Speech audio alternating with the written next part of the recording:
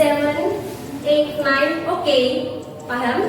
Jadi setiap kelipatan 5 silakan berteriak oke. Get it? Paham? Bisa dimulai?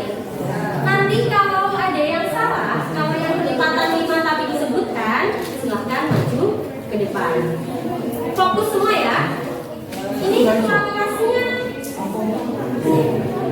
Mana ketua kelasnya? Ini. Jadi nanti untuk ketua kelas, kalau tidak ada yang salah, kalau semuanya betul sampai paling ujung nanti kalian salah, silakan berdiri, duduk aja nggak apa-apa. Silakan. Jadi applause for IPS 3 atau ada nama lain? Ini nama lainnya apa? Ya, pakai itu bisa. Jadi nanti silakan ditutup oleh ketua kelas. Paham? Oke? Are you ready? Udah siap semua? Mulai dari sini ya. Oke, 1, 2, 3, go. Siap semua ya. Kalau yang nggak fokus nanti bisa ada hukumannya. Kalau aku nggak start, boleh ya. 1, 2, 3, 4, start. 3, 4, 5, 6, 7, 8, 9. Oke. Yang keras.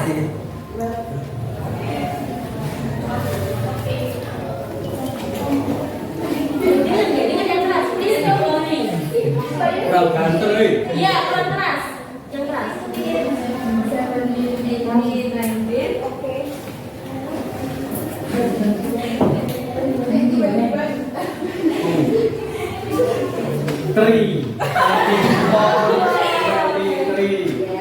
24, Oke. 27, 28. Kapten, please say. Applause for IPS 3. Sampaikan kemarin yaitu every meeting please kasih ke aku 5 vocabulary. Sudah kan? Sudah dicatat? Dikumpulkan satu-satu aja.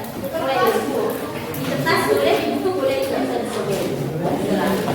Jadi nanti soal 5 vocabulary ya. Every meeting setiap pertemuan bisa dibuka mulai sekarang.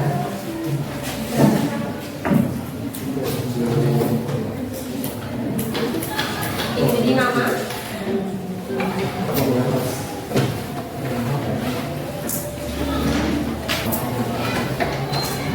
Ketua kelas mungkin bisa mengambil temannya buat disertakan.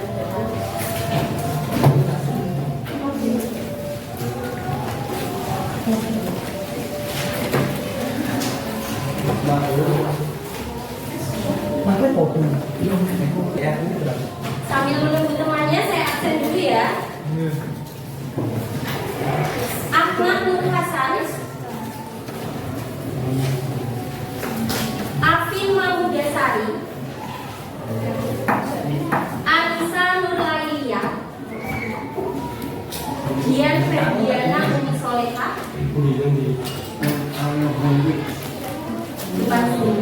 Gina Eka Sutika Putri, Elvira Koirul Zahro, Elmi Latifah Zahro, Elsa Dewi Ikrima, Hitung dulu. Vika Mahasina, Intan Mulandari, Maita Koilina, Mayang Eka Wilujeng, Mok atau Ilah Solahudin, Waalaikumsalam, Muhammad Al-Afdan, Al-Afdan.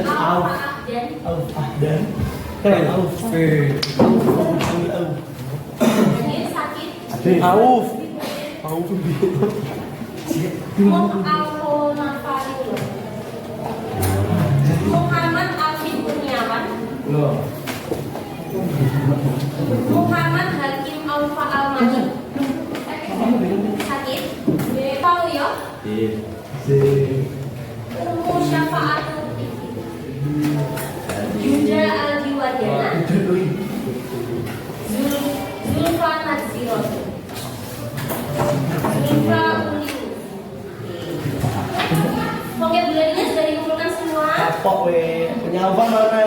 Ada yang belum? Belum. Bukan ya? Kemarin kita belajar tentang apa? Sawit. Masih ada yang ingin ditanyakan? Sudah paham semua? Naik dulu. Sekarang karena kita sudah mempelajari tentang sawing kontras, sekarang kita akan belajar tentang materi baru yaitu pro and contra. Pro and contra ini masuk dalam namanya apa kali? Langsung kita discussion. Oke, siap. Tahu discussion text itu apa? Oke, jadi kalau kalian belajar di LKS ini, discussion text itu adalah teks yang bermasalah. Ada yang tahu nggak teks yang bermasalah? Jadi biasanya discussion text itu bisa kita temukan di koran, bisa juga di sosial media, kita berada di sosial media. Jadi discussion text adalah teks yang menampilkan wacana yang bermasalah, dan ini nanti akan dibahas oleh sudut pandang yang berbeda. Itu kenapa chapter yang kita pelajari ini adalah pro and contra. Jadi ini ada satu pembahasan pro kontra. Ini ibaratnya ya, ini simpelnya saja. Ada satu pembahasan tentang discussion text, tapi dia memiliki pro and contra. Maksudnya apa di sini pro kontra? Jadi contohnya saya memiliki satu permasalahan. Using phone cell in classroom. Penggunaan HP di dalam kelas. Ini nanti pasti akan ada dua sudut pandang yang berbeda. Jadi namanya adalah pro and contra. Biasanya pro dan kontra ini nanti akan diberikan dalam suatu teks. Itu kenapa discussion text ini juga bisa disebut dengan teks ilmiah.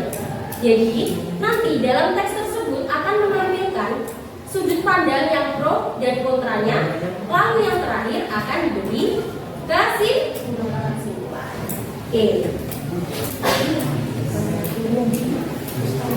Discussion text.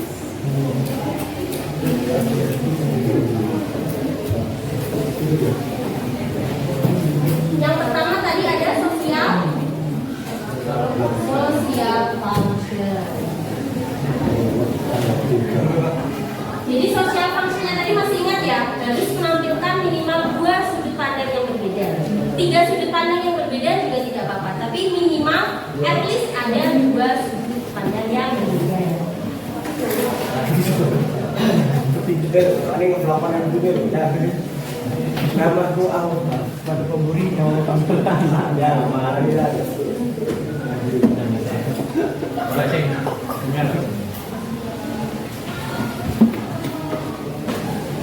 Perhatikan, setelah kita memahami tentang social function, tentang pengertian dari discussion text dan juga tujuan, kita harus wajib menguasai yang namanya general structure. Jadi susunannya dalam teks itu apa aja ya? Susunannya biasanya ini diawali dengan isu, topik bisa, tema juga bisa. Jadi isu ini bisa disebut sebagai general statement juga bisa, atau pernyataan umum.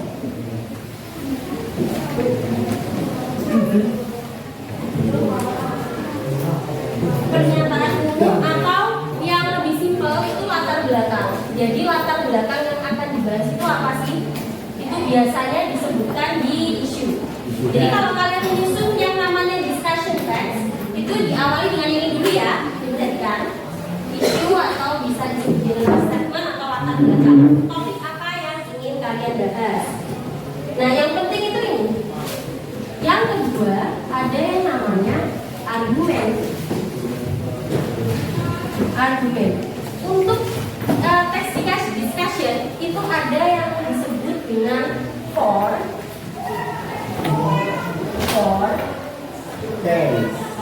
dan juga against. Maksudnya ini apa? Ada yang paham? For ini adalah untuk pro, dan yang against ini adalah artinya melawan. Jadi dia untuk yang kontra. Jadi ini nanti setelah kalian pesan general statement apa, pernyataan umum apa, atau isu apa yang ingin kalian bahas dalam suatu teks, di paragraf selanjutnya biasanya didukung oleh argumen pro dan kontra. Tapi juga jangan langsung memberikan pro dan kontra, harus didasari dengan latar belakang. Alasan kenapa sih kalian menjadi pendukung untuk isu yang ini? Kayak itu tadi apa contohnya? Ferdi Sambo itu kan Ferdi Sambo kan dia dihukum mati kan. Jadi kalian bisa membuat yang namanya topik. Apakah contoh ya saya kasih contoh. Apakah hukuman mati itu bisa dijatuhkan untuk Ferdi Sambo? Jadi nanti kalian bisa nih menjadi pro atau kontranya. Pro-nya kenapa? Alasannya. Kontranya kenapa? Sampai sini paham? Ya. Paham semua? Yes. Dan selanjutnya discussion text ditutup oleh ditutup oleh apa? Conclusion atau dengan kesimpulan atau rekomendasi. Jadi setelah kalian memberikan sudut pandang, dua sudut pandang yang berbeda sudah kalian terangkan di paragraf ini, kalian beri alasannya kenapa, kalian simpulkan. Jadi tujuan saya adalah mendukung ini untuk bla bla bla bla. Tujuan saya menolak ini karena bla bla bla bla. Jadi conclusion ini adalah dia kesimpulan dari sudut pandang yang sudah kalian pilih ya.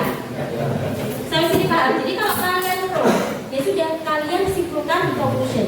Di kesimpulan kalian ini memutuskan untuk pro atau memutuskan untuk kontra. Oke, sampai sini ada yang ditanyakan? Sudah ngantuk.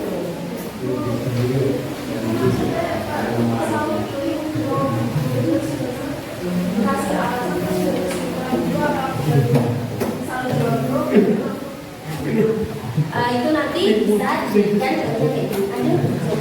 Bisa dibuka. Semuanya bisa lihat di halaman 76. Halaman yang pertama ini ada apa nih? Coba dibaca yang keras. Halaman 76, contohnya paling bawah.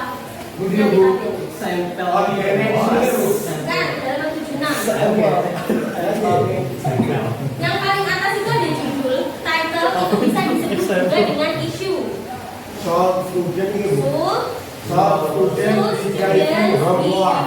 Artinya apa? PR. Oke. Jadi ini membahas tentang yang namanya PR. Jadi siswa itu kira-kira harus diberikan PR atau enggak? Tidak.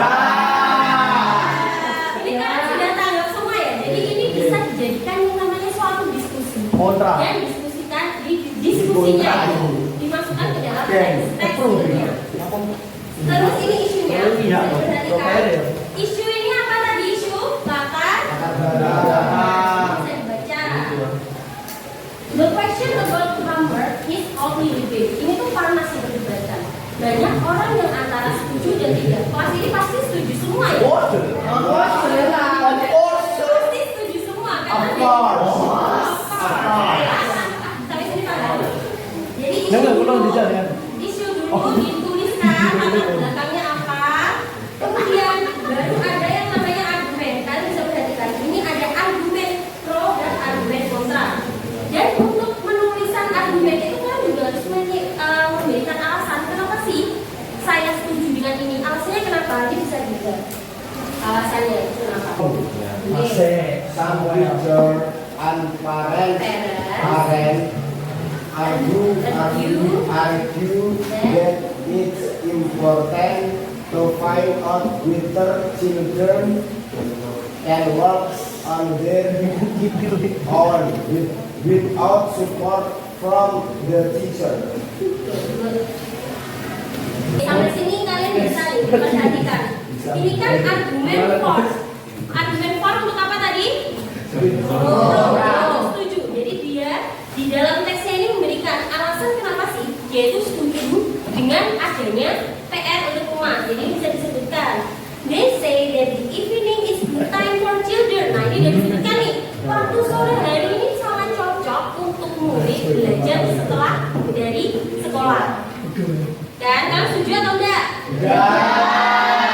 Paham? Kita lanjut ke penyusunan argumen against atau argumen kontra.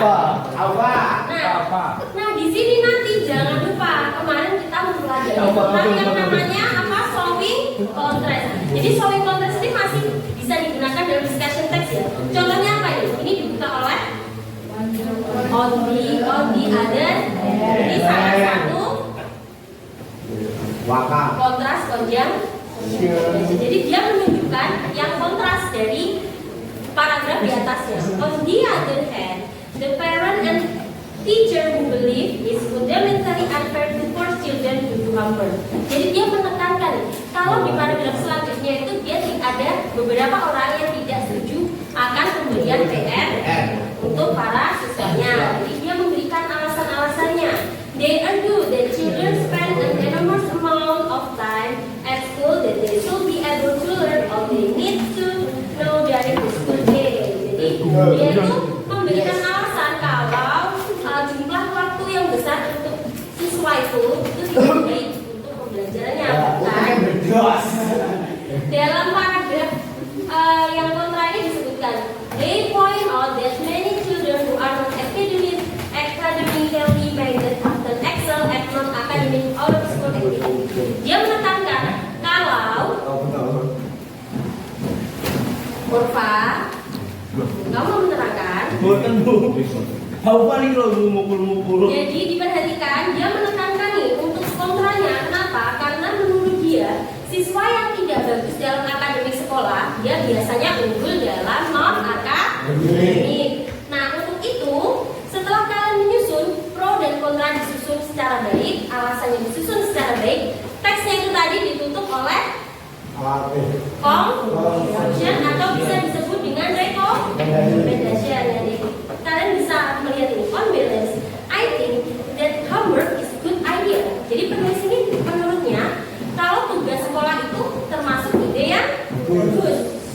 But akan tetapi it should be given and weekend. Jadi dia ini pemikirannya seimbang. Dia juga pro dan juga kontra. Akhirnya karena dia memutuskan untuk mendukung pro dan kontra, penulis memberikan saran atau rekomendasi, but it should only be given at the weekend and school holiday when children have more time. Jadi seharusnya tugas rumah itu diberikan kalau hari libur dan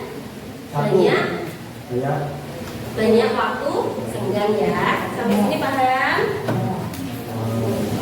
Ada yang 78 itu adalah namanya language feature of discussion text. Diperhatikan. Jadi dalam discussion text itu yang pertama itu menggunakan apa? Isu. Ada yang masih ingat gak rumusnya discussion text itu gimana? Tidak lupa? Coba present di sini. Nanti tuh Pak. Objek. Sebelum objek verb. Satunya nanti bisa ditambahin S sama S dan ditutup oleh objek. Kemudian menggunakan modal mas, should, could, and might. Jadi modalnya diperhatikan. Nanti kalau kalian menyusun teks diskusi, modalnya ini mas, should,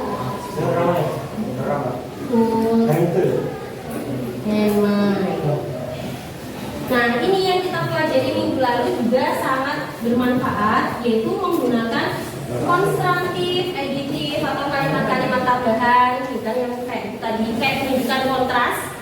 Jadi untuk menunjukkan kontras dengan paragraf sebelumnya ini bisa menggunakan seperti on the other hand, however, although, seperti itu ya, untuk menampilkan dua sudut pandangnya. Karena tadi kan ada dua sudut pandang. Jadi pada nanti kalian langsung menjelaskan dua sudut pandang, tapi pembacanya akan bingung. Jadi kalian beri contrastive conjunction seperti in other hand bisa, however bisa, in contrast juga bisa. Paham? Sekarang silakan perwakilan satu bangku maju buat ambil ini. Satu perwakilan kan ya, kelompok seperti minggu kemarin ya. Kerja kelompok seperti minggu kemarin yaitu sama temennya. Woi sing jimo opo woi sing garap. Tenan, jimo berapa?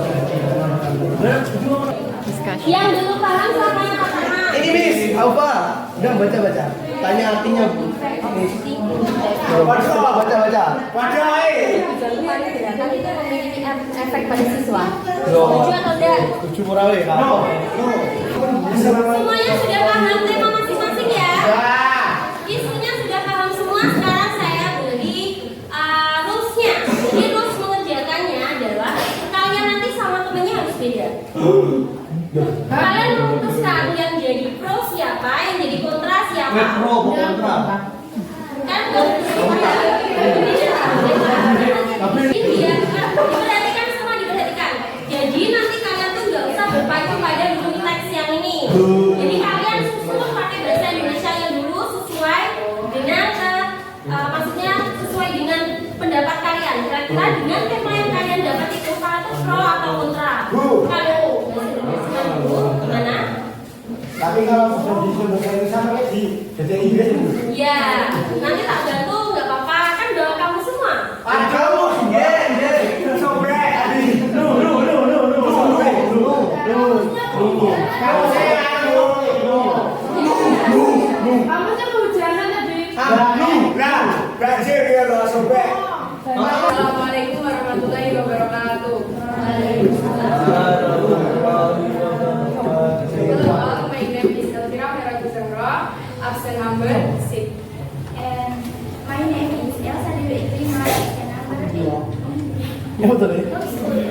In today's modern era, there are many convenience provided with our platform. One of them is homeschooling. Homeschooling is teaching and learning activities carried out at home or in other words during school. One of the advantages of homeschooling includes a curriculum that is tailored to the needs of children and flexibility in what is better. In addition, homeschooling also makes children more focused on learning. On the other hand, homeschooling makes children socially less with course because of the limited scope of children. Wondering, I think it's not wrong when children goes to school with homeschooling because of situation. However, it is better if the child goes to public school to meet the social needs of the child. Okay, give applause. Assalamualaikum warahmatullahi wabarakatuh. My name is Muhammad Asam Hafiz, absent number 19.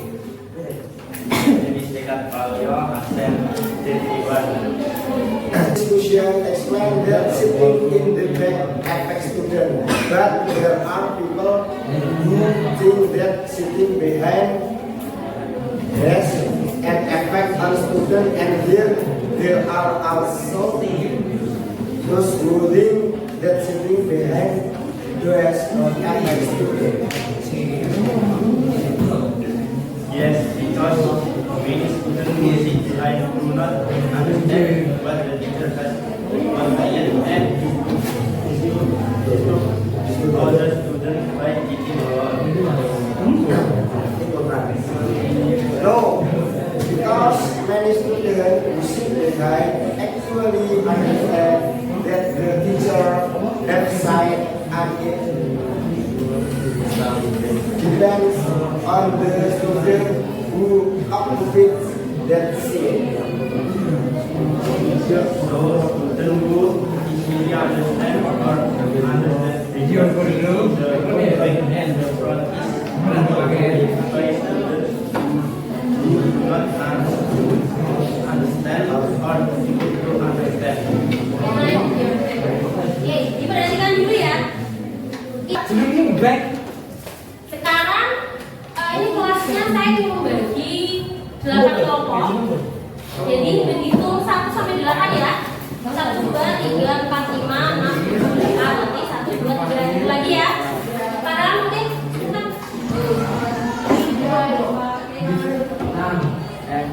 7.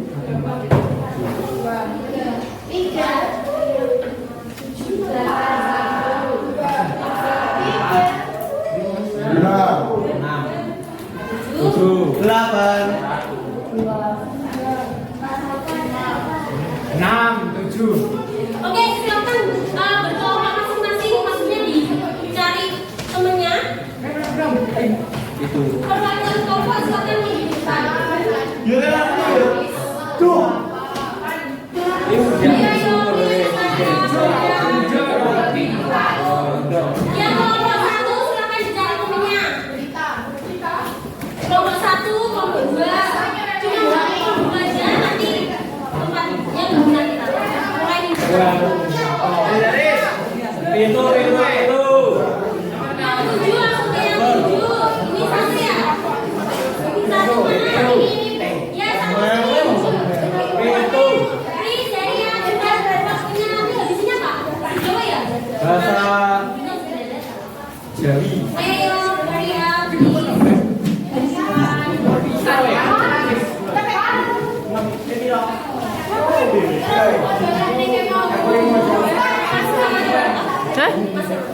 Itu.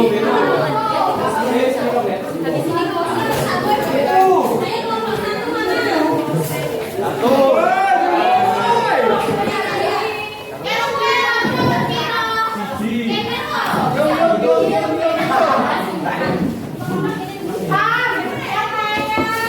Ini bukan ya yang belum dibaca tadi itu kan. Belum kan? Ada berapa?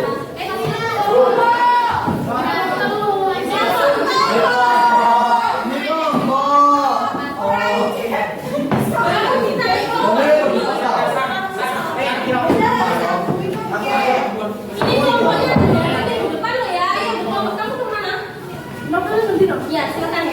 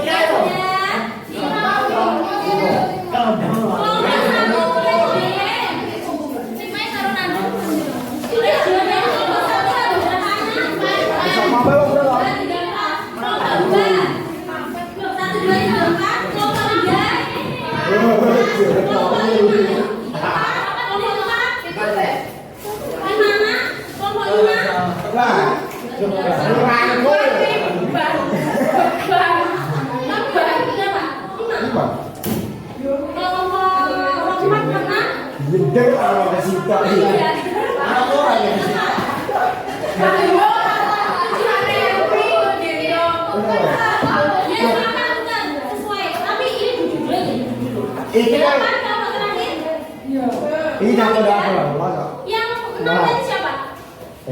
Aku mau. Ada yang kelihatan ya tugasnya berarti depan. Ini adalah tugas kelompok. Setiap kelompok sudah mendapat masing-masing tema. Ada yang itu saya catat kontra atau pro. Jadi nanti minggu depan kita akan melakukan debate. Apa itu debate? Yaitu debat antar kelompok. Jadi